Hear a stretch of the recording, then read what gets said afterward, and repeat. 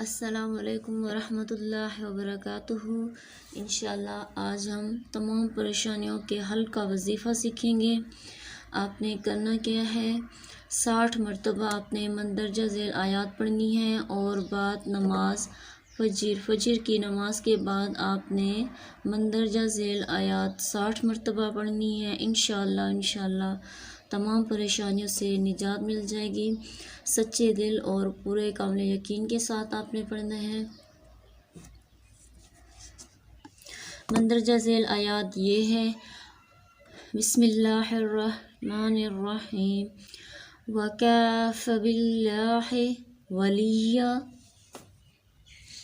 وَكَفَى بِاللَّهِ نَصِيرًا وَكَفَى بِاللَّهِ حَسِيبًا وَكَفَى بِاللَّهِ عَلِيمًا وَكَفَى بِاللَّهِ وَكِيلًا وَكَفَى بِاللَّهِ شَهِيدًا۔